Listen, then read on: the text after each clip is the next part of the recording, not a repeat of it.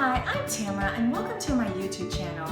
Today, I'm going to give you some tips for helping you if you have borderline personality disorder, and I'm going to give you some tips on helping you to feel better with the fear of abandonment and also if you're just in a bad mood.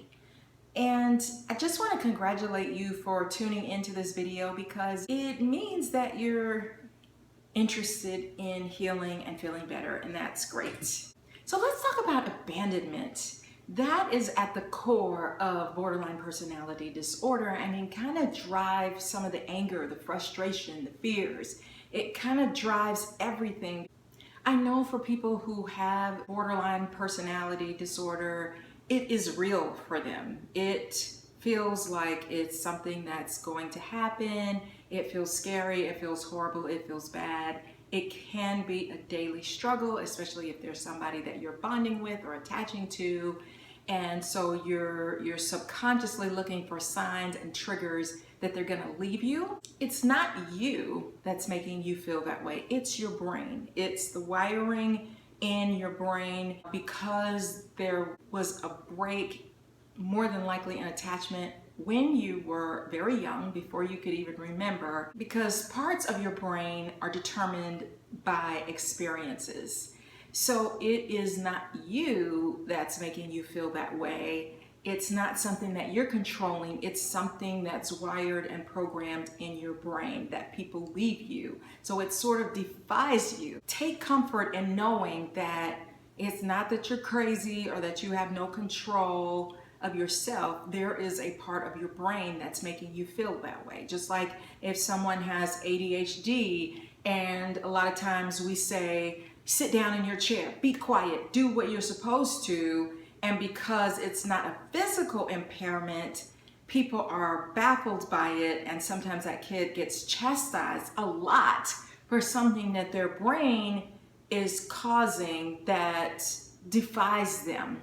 So do take comfort in that fact, and because of that, try to memorize the fact that people don't leave. I'm not saying that there won't be that one person or a couple of people, or that you haven't had weird experiences, but for the most part, people are there. And what I mean by that is, I have friends that I've been friends with since I was a kid, and they're still there.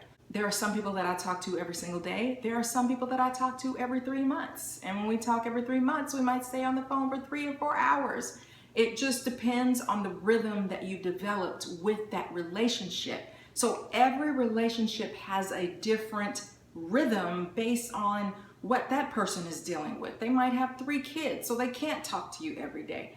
Or they might be trying to start a business. Understand that you looking for signs that someone is going to leave you is most of the times inaccurate, because we all have a different rhythm. So you might want to write down some patterns and rhythms that you've noticed in each relationship, so that when you start to feel afraid, you can look down and say, hey, wait a minute, she calls me about once a week, or she calls me about every 2 weeks, so that you can hold on to that pattern and not take that as abandonment, because most people are always going to be there. And I'm not talking about the cycle of life.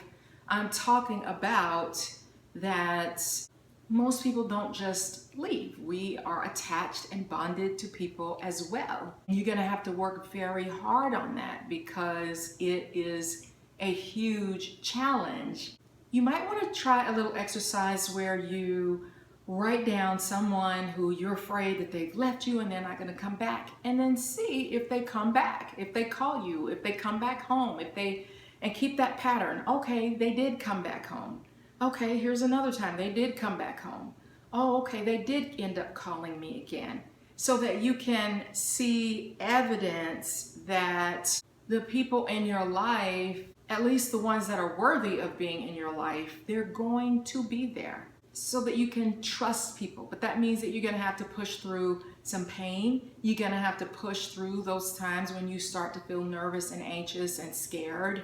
You're going to have to feel that feeling. I'm not saying that that feeling is going to just dissipate.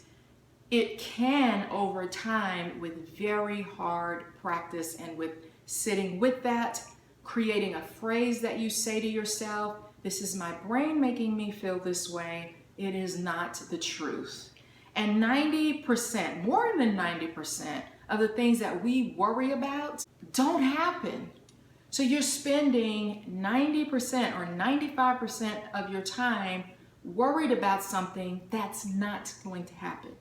The second thing you can do is change the channel. Wayne Dyer, one of the greatest thought leaders, taught that concept of changing the channel. When you start having these thoughts that are coming into your head, change the channel. And I like to change the channel by taking some action.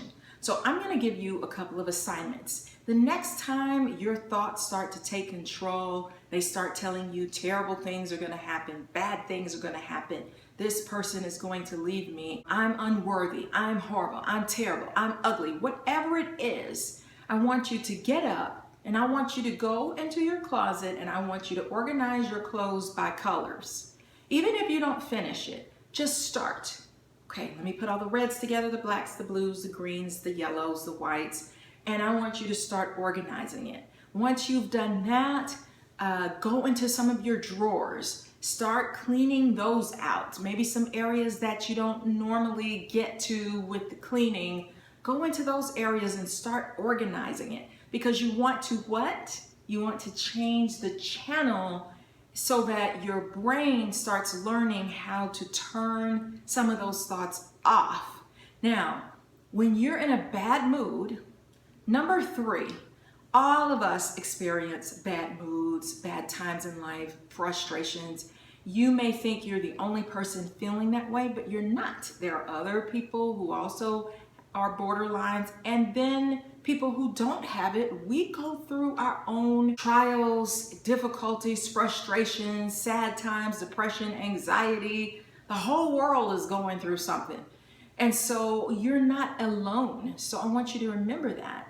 You're not alone. The person in the house over could be feeling many of the same things that you do. It doesn't mean that you're a bad person or that you're unworthy. It just means that we all have an area in life that we have to work extra hard on. So if you're in a lousy, terrible mood, which there have been times when I have been, where I've just been down in the dumps, and sometimes I don't even know why. I'm like, what is going on? Why do I feel so frustrated? Why do I feel so irritated? It could be because I'm overwhelmed, or something just hasn't been going right, or I got into an argument, or whatever. The last thing you're going to feel like doing is getting up and organizing your craft station, because I want you to get some crafts that you're going to work on. But once you get going, you're going to start feeling better. Your mood is going to start to lift. Why? Because you have serotonin in your brain, and that serotonin will start to lift and make you feel better. But you have to get active. It could be taking a walk. That's why we always tell depressed people, get off the couch. Because what do depressed people do? Whether you have borderline personality or not, they want to lay on the couch and they just want to sit there and they just want to relish in their sadness, and they don't feel like they have the energy. So it's one of those things that you have to sort of be your own parent, be your own boss, and say, get up. I don't care if you don't feel like it. You know, set the timer, give yourself 10 minutes of a pity party, of crying, of letting out the tears, privately getting really mad, and then make yourself get into action. Change the subject. And then finally, one of the components of having borderline personality disorder is that more than likely you are sensitive to slights. Like somebody could say one little thing and it sets you off, or makes you go get really angry or start questioning that person.